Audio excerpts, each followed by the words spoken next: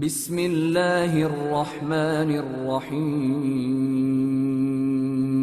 شروع اللہ کا نام لے کر جو بڑا مہربان نہایت رحم والا ہے۔ الف لام را، یہ اللہ کی کتاب اور قرآن روشن کی آیتیں ہیں۔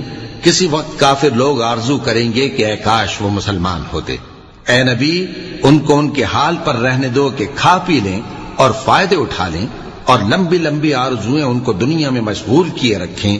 آخر کار ان کو اس کا انجام معلوم ہو جائے گا۔ اور ہم نے کوئی بستی ہلاک نہیں کی مگر اس کا وقت مقرر لکھا ہوا تھا۔ کوئی امت اپنی مدت مقررہ سے نہ آگے نکل سکتی ہے اور نہ پیچھے رہ سکتی ہے۔ اور کفار کہتے ہیں کہ اے شخص جس پر نصیحت کی کتاب نازل ہوئی ہے، تو دیوانہ ہے۔ اگر تو سچا ہے تو ہمارے پاس فرشتوں کو کیوں نہیں لے آتا؟ کہہ دو ہم فرشتوں کو نازل نہیں کیا کرتے مگر حق کے ساتھ، اور اس وقت ان کو مہلت نہیں ملے گی۔ بے شک یہ کتاب نصیحت ہم ہی نے اتاری ہے، اور یقیناً ہم اس کے نگہبان ہیں۔ اور ہم نے تم سے پہلے کے مختلف گروہوں میں بھی پیغمبر بھیجے تھے، اور ان کے پاس کوئی پیغمبر نہیں آتا تھا مگر وہ اس کے ساتھ ہنسی کرتے تھے۔ اسی طرح ہم اس گستاخی کو گناہگاروں کے دلوں میں ڈالے رکھتے ہیں، سو وہ اس پر ایمان نہیں لاتے۔ اور پہلے لوگوں کی روش بھی یہی رہی ہے۔ اور اگر ہم آسمان کا کوئی دروازہ ان پر کھول دیں اور وہ اس میں چڑھنے بھی لگیں تو بھی وہ یہی کہیں کہ ہماری آنکھیں باندھ دی گئی ہیں، بلکہ ہم پر جادو کر دیا گیا ہے۔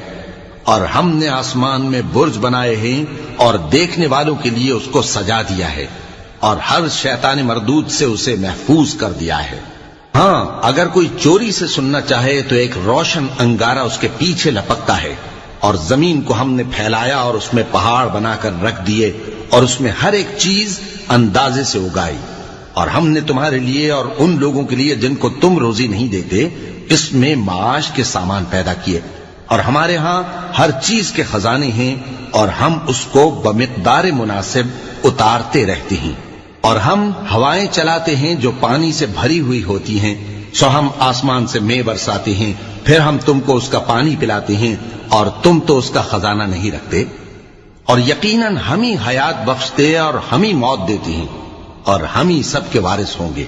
اور جو لوگ تم میں پہلے گزر چکے ہیں ہم کو معلوم ہے، اور جو پیچھے آنے والے ہیں وہ بھی ہم کو معلوم ہے۔ اور تمہارا پروردگار قیامت کے دن ان سب کو جمع کرے گا، وہ بڑا دانا ہے، خبردار ہے۔ اور ہم نے انسان کو کھنکھناتے سڑے ہوئے گارے سے پیدا کیا ہے، اور جنوں کو اس سے بھی پہلے بے دھوئیں کی آگ سے پیدا کیا تھا۔ اور وہ وقت قابل ذکر ہے جب تمہارے پروردگار نے فرشتوں سے فرمایا تھا کہ میں کھنکھناتے سڑے ہوئے گارے سے بشر بنانے والا ہوں، بس جب میں اس کو درست کر لوں اور اس میں اپنی طرف سے روح پھونک دوں تو اس کے آگے سجدے میں گر پڑنا۔ چنانچہ فرشتے تو سب کے سب سجدے میں گر پڑے مگر شیطان کہ اس نے سجدہ کرنے والوں کے ساتھ ہونے سے انکار کیا۔ فرمایا اے ابلیس، تجھے کیا ہوا کہ تو سجدہ کرنے والوں میں شامل نہ ہوا؟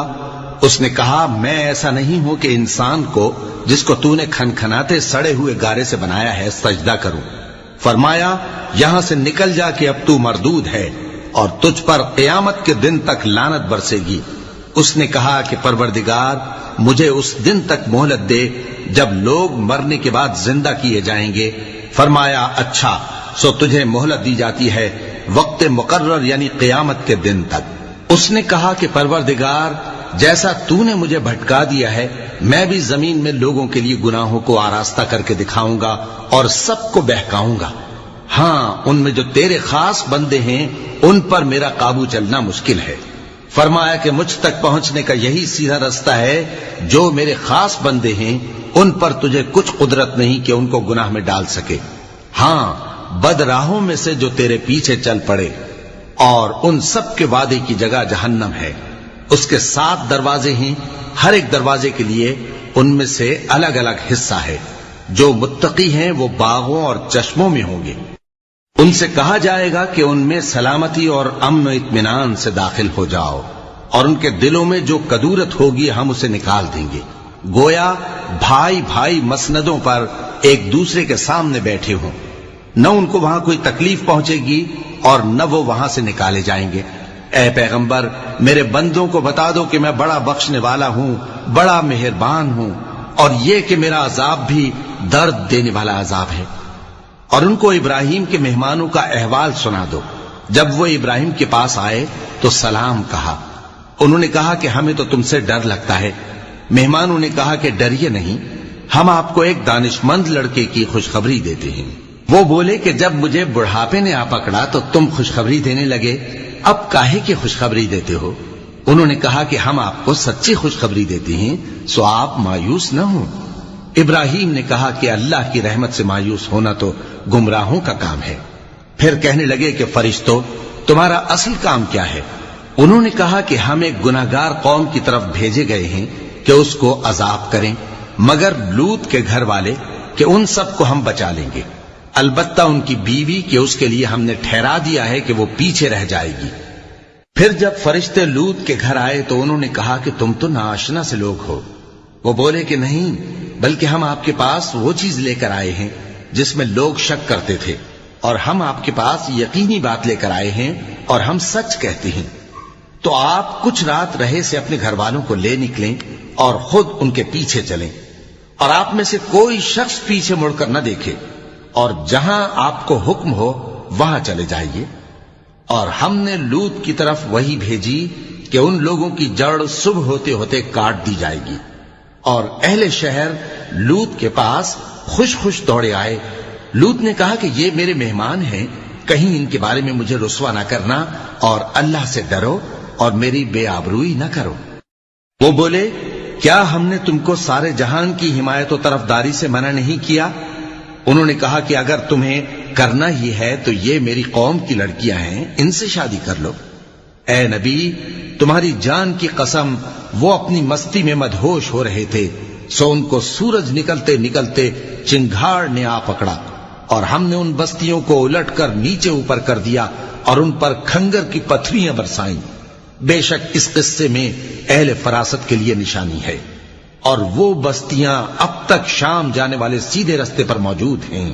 بے شک اس میں ایمان لانے والوں کے لیے نشانی ہے۔ اور بن کے رہنے والے یعنی قوم شعیب کے لوگ بھی گناہگار تھے، تو ہم نے ان سے بھی بدلہ لیا، اور یہ دونوں شہر کھلے رستے پر موجود ہیں۔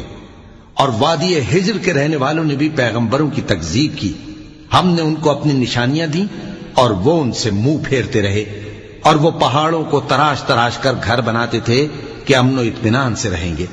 آخر زوردار آواز نے ان کو صبح ہوتے ہوتے آ پکڑا، اور جو کام وہ کرتے تھے وہ ان کے کچھ بھی کام نہ آئے۔ اور ہم نے آسمانوں اور زمین کو اور جو مخلوقات ان میں ہے سب کو تدبیر کے ساتھ پیدا کیا ہے، اور قیامت تو ضرور آ کر رہے گی، تو تم ان لوگوں سے اچھی طرح سے درگزر کرو۔ کچھ شک نہیں کہ تمہارا پروردگار ہی سب کچھ پیدا کرنے والا ہے، جاننے والا ہے۔ اور ہم نے تم کو 7 آیتیں جو نماز میں دہرا کر پڑھی جاتی ہیں، یعنی سورہ الحمد اور عظمت والا کلام عطا فرمایا ہے۔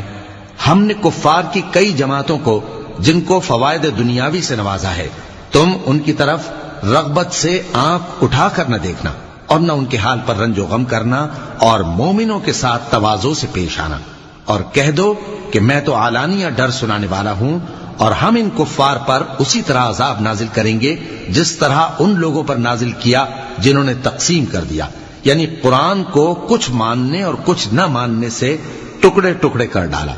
سو تمہارے پروردگار کی قسم ہم ان سے ضرور پرسش کریں گے ان کاموں کی جو وہ کرتے رہے۔ پس جو حکم تم کو اللہ کی طرف سے ملا ہے وہ لوگوں کو بے دھڑک سنا دو، اور مشرکوں کا ذرا خیال نہ کرو۔